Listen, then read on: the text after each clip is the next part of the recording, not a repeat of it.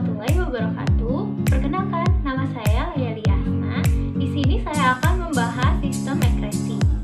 Tahukah kalian, setiap hari dalam tubuh kita dapat meminum berbagai jenis minuman. Nah, jika berbagai jenis minuman itu masuk ke dalam tubuh kita dan tidak ada yang mengatur, maka sistem metabolisme tubuh kita akan hancur atau berantakan, sehingga muncul berbagai jenis penyakit di dalam tubuh kita. Nah, untuk menghindar hal tersebut, simak penjelasan berikutnya. Sistem pengeluaran dalam tubuh kita terbagi menjadi 3, yaitu yang pertama, sistem defekasi. Sistem defekasi merupakan proses pengeluaran sisa-sisa pencernaan, contohnya feses. Yang kedua itu sistem sekresi. Sistem sekresi merupakan proses pengeluaran sisa-sisa metabolisme yang masih berguna bagi tubuh, contohnya enzim dan hormon. Yang ketiga yaitu sistem ekskresi. Sistem ekskresi merupakan proses pengeluaran metabolisme yang sudah tidak berguna bagi tubuh, contohnya seperti urin, keringat, CO2, H2O, dan cairan tubuh. Nah, untuk video kali ini kita akan membahas lebih lanjut tentang sistem ekskresi manusia. Simak video berikutnya. Dalam kehidupan sehari-hari kita akan mengalami sistem ekskresi. Yang pertama yaitu saat kacamata berembun saat bernapas. Yang kedua, sering buang air kecil saat cuaca dingin. Yang ketiga, berkeringat saat kita berolahraga. Gejala ekskresi yang disebutkan tadi itu adalah hal yang wajar karena ekskresi itu menurunkan kadar zat produk metabolisme. Yang kedua, melindungi sel-sel tubuh dari makanan bersifat racun. Ketiga, menjaga keseimbangan cairan tubuh atau homeostasi. Terakhir, membantu mempertahankan suhu tubuh. Nah, dari sistem ekskresi tersebut, apakah alat-alat sistem ekskresi? Alat ekskresi dalam tubuh kita yaitu dibagi menjadi 4 organ. Yang pertama ada ginjal, yang kedua kulit, yang ketiga hati, yang keempat paru-paru. Mari kita bahas satu persatu. Yang pertama yaitu ginjal. Tubuh memiliki 2 ginjal yang berbentuk seperti kacang merah. Ginjal terletak di bagian kanan dan kiri tulang pinggang di dalam rongga perut. Letak ginjal kanan lebih rendah dari ginjal kiri karena ginjal kanan harus berbagi tempat dengan hati di bagian atasnya. Dan seperti inilah letak ginjal. Ginjal terhubung di antara saluran urin atau ureter dan terhubung ke kantong kemih, dan yang terakhir terhubung ke uretra atau saluran pembuang air. Struktur ginjal terbagi dari korteks, medula, kalis, kapsul fibrous, pelvis renalis, dan ureter. Ginjal terhubung langsung dengan vena dan arteri. Terdapat 3 bagian utama dalam struktur ginjal. Yang pertama yaitu korteks, terdiri dari nefron, badan malfizi, dan tubuh. Yang kedua, medula, yang terdiri dari tubuh, kontraktus, dan hormon. Yang ketiga, pelvis renalis. Tahukah teman-teman, pada satu unit ginjal terdapat 1 juta nefron. Nefron merupakan seli terkecil dari ginjal. Nefron terdapat pada bagian korteks dan medula ginjal. Setiap nefron terdiri dari badan malfizi, saluran nefron, tubulus kontraktus proksimal, dan tubulus kontraktus distal. Badan malfizi mengandung glomerulus yang dihubungi oleh kapsula Bowman. Glomerulus bentuknya seperti anyaman pembuluh darah untuk menyaring darah. Terdapat berbagai fungsi ginjal di dalam tubuh kita. Yang pertama, menjaga keseimbangan air di dalam tubuh dengan mengatur volume plasma darah dan air. Yang kedua, membuang sisa metabolisme yang bersifat racun seperti urea dan zat lain yang bersifat racun. Ketiga, mengandung kandungan elektrolit dengan menyaring zat-zat kimia yang masih berguna bagi tubuh dan mengembalikan ke saluran peredaran darah. Yang keempat, menjaga tekanan osmosis dengan cara mengatur ekspresi garam-garam. Yang kelima, menjaga asam basa cairan darah dengan mengekspresi urin yang bersifat basa atau asam. Yang terakhir yaitu menghasilkan eritropoietin dan kalsium. Sebagai sistem ekspresi, ginjal berfungsi sebagai pembentukan urin. Pembentukan urin melalui 3 tahap: filtrasi bertempat di glomerulus, reabsorptif bertempat di tubulus proximal, augmentasi di tubulus distal. Nah, untuk pengumpulan hasil ekspresinya yaitu di tubulus colectivus. Proses pembentukan urin diawali dengan filtrasi atau penyaringan. Penyaringan darah pada glomerulus menghasilkan urin primer yaitu glukosa, asam amino, air, garam, mineral. Yang kedua, reabsorpsi yaitu penyerapan. Penyerapan kembali zat-zat yang masih diperlukan seperti air, glukosa, asam amino, ion Na, K, dan Ca dan Cl. Menghasilkan urin sekunder, tempatnya di tubulus proximal. Yang ketiga yaitu augmentasi atau penambahan. Penambahan zat yang sudah tidak berguna lagi dan penyerapan kelebihan air. Menghasilkan urin sesungguhnya yaitu berupa air, urea, asam urat, kreatin, garam mineral, dan zat warna ungu. Terjadi di tubulus distal. Setelah urin dibentuk, urin akan disimpan sementara di pelvis analis. Kemudian dialirkan ke ureter dan disimpan sementara di kantung kemih. Jika di dalam kantung kemih tersimpan jumlah urin sekitar 200-300 ml, maka akan timbul refleks rasa ingin buang air kecil. Urin pun akan dikeluarkan dari tubuh melalui uretra. Jadi, proses pembuangan urin dimulai dari ginjal, ureter, kantung kemih, dan uretra. Pada setiap individu, jumlah urin yang dikeluarkan berbeda-beda tergantung faktor yang mempengaruhi jumlah urin, yaitu hormon antidiuretik, usia, suhu atau cuaca, kondisi kesehatan, gaya hidup dan aktivitas, jumlah air yang diminum. Nah, untuk pembahasan organ ginjal, kalian sudah mengerti tentang organ-organ ginjal.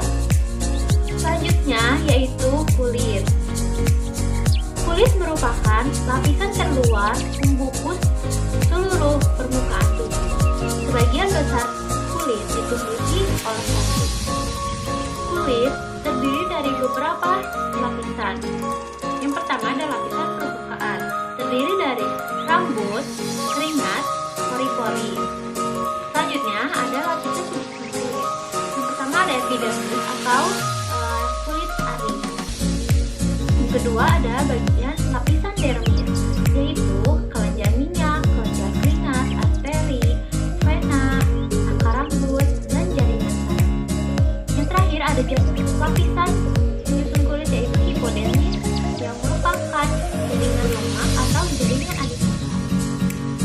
Lapisan epidermis kulit juga disusun oleh berbagai macam lapisan, yaitu lapisan permukaan yang berisi sel-sel mati pada kulit permukaan kulit, lapisan tanduk, lapisan berpigmen, lapisan tidak berpigmen, lapisan sel duri, dan lapisan pembentuk sel baru.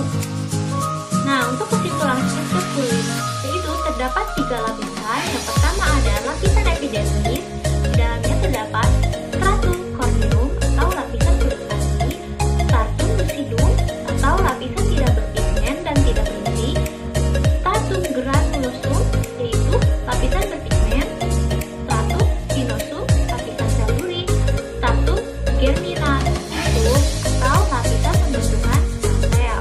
Yang kedua ada lapisan dermis. Lapisan dermis ini terdapat akar rambut, kelenjar keringat, kelenjar minyak, pembuluh darah, dan saraf. Yang ketiga yaitu ada lapisan hipodermis. Nah, lapisan hipodermis ini merupakan jaringan ikat bawah kulit atau lemak, berfungsi menahan suhu tubuh dan sebagai cadangan makanan.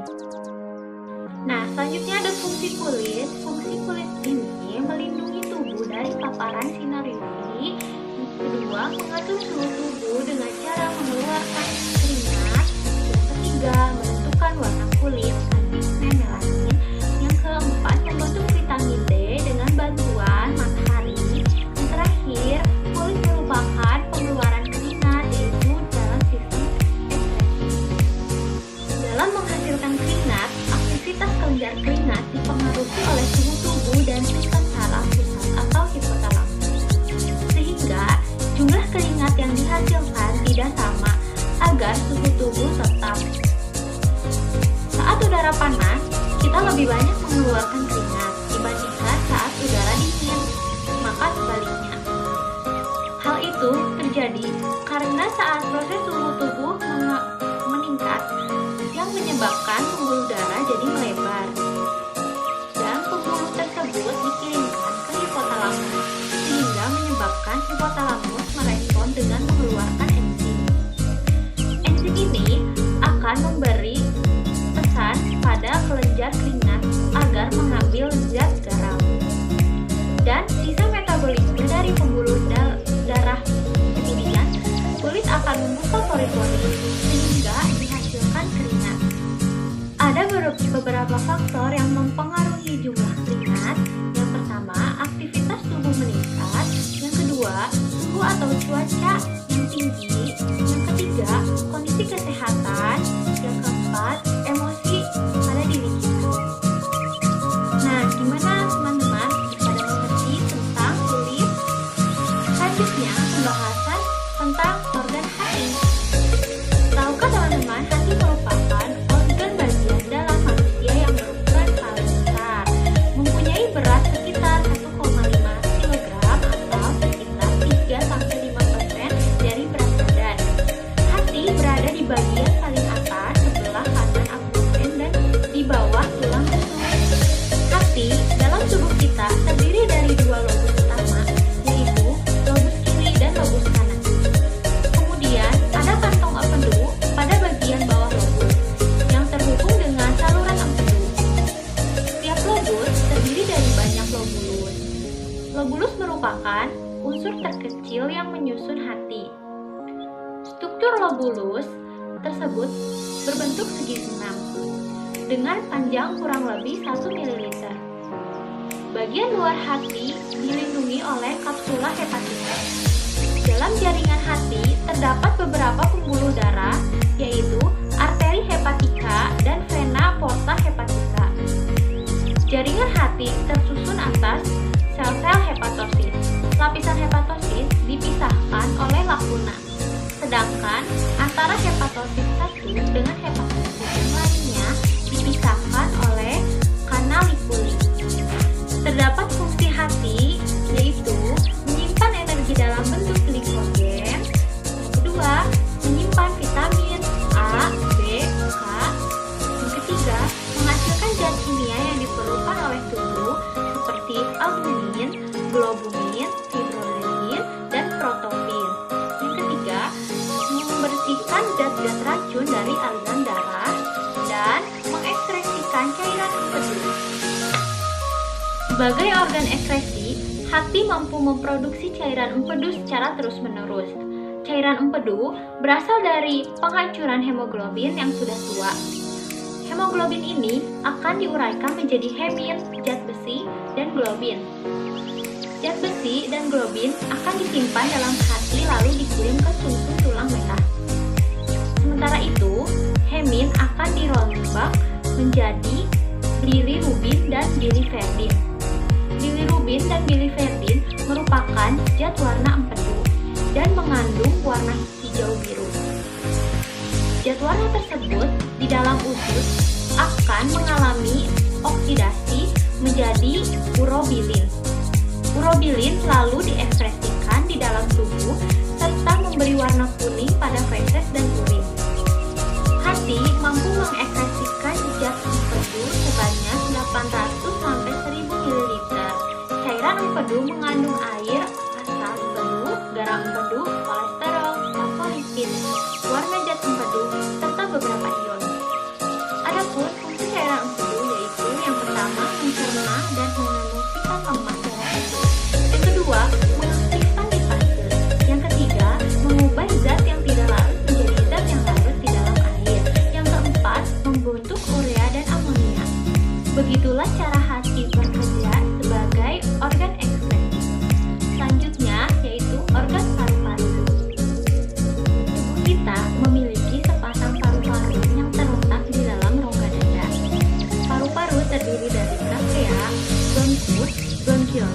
dan alveolus.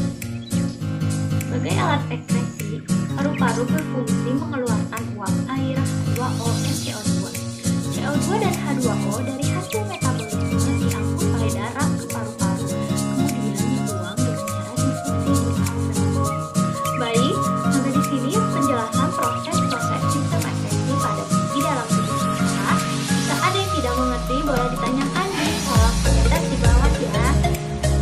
Selanjutnya, ada berbagai macam gangguan sistem ekskresi pada tubuh kita jika organ sistem ekskresi tidak berfungsi dengan sebagaimana yang pertama yaitu gangguan ekskresi pada organ ginjal bisa menyebabkan diabetes mellitus atau diabetes insipidus, albuminuria, nefritis, batu ginjal atau pengendapan kristal kalsium fosfat menjadi batu ginjal.